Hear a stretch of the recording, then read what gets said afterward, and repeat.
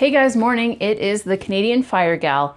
Today I wanted to chat with you guys about money and relationships and the kind of conversations that you might come across throughout your money life. I'm also going to try to focus on more fire related topics. FIRE is financial independence, retire early. If you're new to my channel, my focus is on financial independence, retire early with a Canadian focus and more so from a female's perspective. So let's start with the most important relationship I think that most people will ever have in their lives, and that is the relationship you have with your partner or spouse. Money can be such a taboo topic even today, although I do think things are moving towards a more open and honest society, and it's going to be a little bit less strange to talk about money with people that you encounter on a daily basis in the future. Talking to your spouse about money and getting on the same page with your finances is a critical thing in a relationship. A lot of couples get into a lot of fights, and sometimes those fights can lead to divorce or breaking up. And a lot of those fights are based around money issues and also not having that open communication line that most relationships really require to work. I found the easiest way to have or to open that kind of communication line with your spouse is to make it a pretty informal discussion. Maybe you can bring up a few of your ideas and what kind of goals you're looking to achieve in your own personal financial journey, especially if you're on the fire path. I feel like casually bringing up those topics to your partner is a great way to break the ice and get them talking about maybe what their concerns are and what their goals might be. I think instead of questioning them and asking them or even maybe judging them a little bit on their spending and their goals is going to make them very defensive. So leading in a way that you're trying to inspire them to maybe see what else might be possible in their lives, especially with the financial independence, retire early situation. I think you almost have to plant the seed of that idea in their head and then work towards your own goals. And you'll notice eventually if that person is really invested in the relationship and making things work, that they are gonna pick up on some of that and maybe start asking you questions about why you're doing a certain thing, how you're saving. Maybe they'll start asking you questions about how to open up a TFSA, how to get into RSP, how to invest, how to put money aside and budget properly so that you can afford some of the bigger purchases that you would both like in the future, like a home or some really nice vacations. Having the conversation of money with your partner can be kind of awkward at first, especially if you come from an upbringing where talking about money was really not a thing, as it was for myself. My family didn't really talk about money, and everything I have learned up to this point was learned on the internet, and a lot of it was learned through Reddit and the personal finance and financial independence subreddits. I think the most important thing is just opening that line of communication, sharing your goals, and getting to a place where you're really comfortable opening up about maybe some debt that you have, maybe what your income is, and what you're working towards in the future, the kind of life that you want to build with that person. In conversations with your family about money, I would tread lightly in this scenario.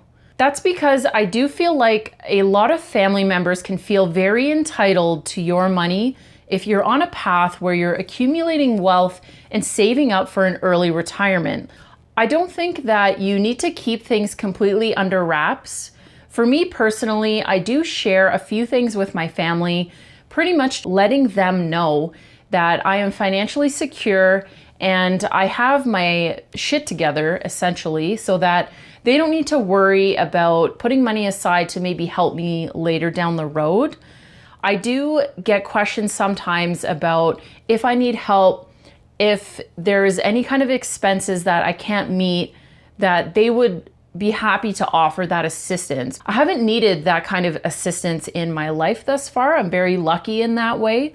And since being on the fire path, I have definitely learned to keep a pretty sizable emergency fund on the side, as well as a little bit of extra in my TFSA that is in cash that I could reach into if I really, really needed that. I think when it comes to family, one of the more important conversations you might have is with your own parents and their retirement plans. If your family is anything like mine, talking about money is super strange and doesn't really happen that often.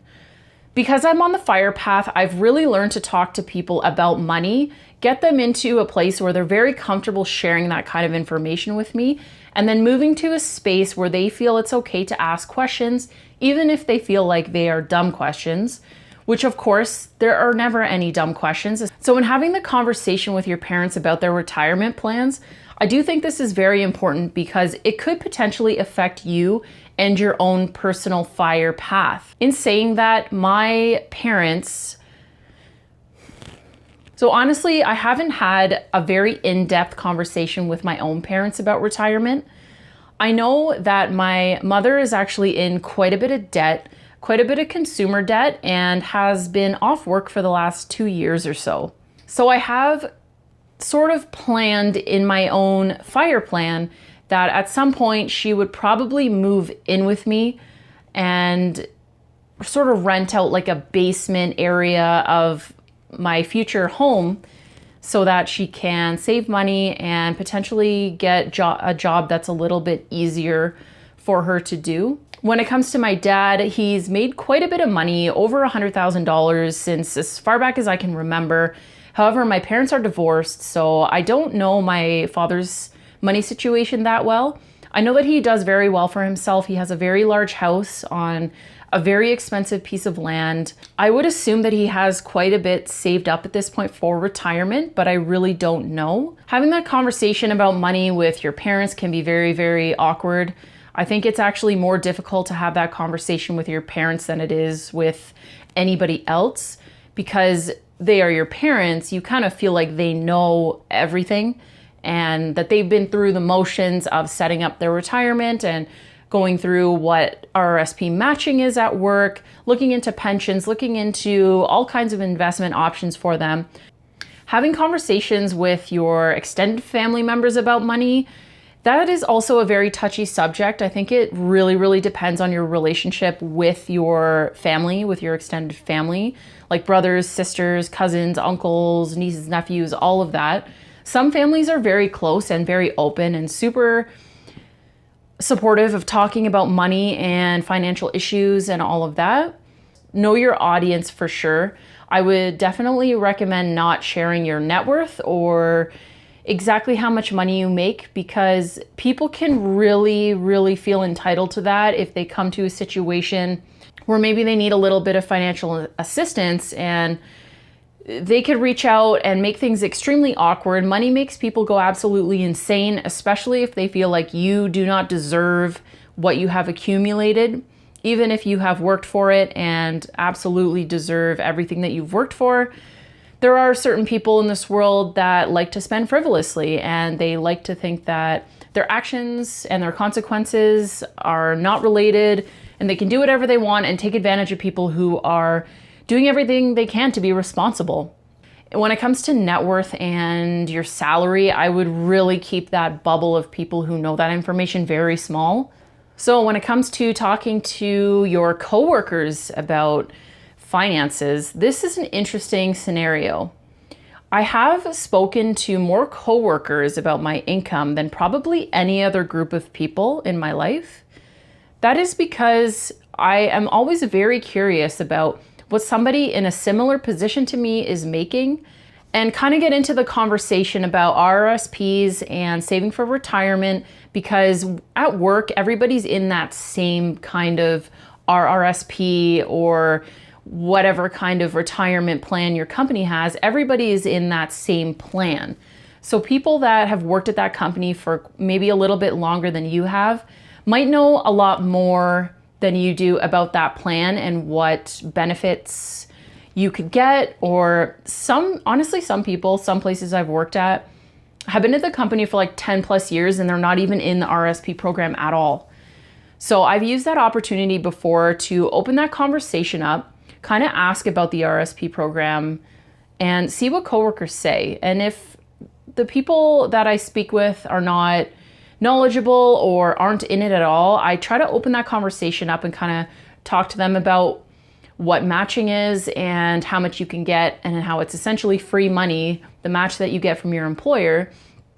And I kind of try to edge them into thinking about doing that because I really want what's best for people. And I think even if you can only set aside like $50, maybe $100 every month for your RSP, if you get that matched back from your company, that will be a massive amount over a long period of time if you plan on being with that company for your entire career.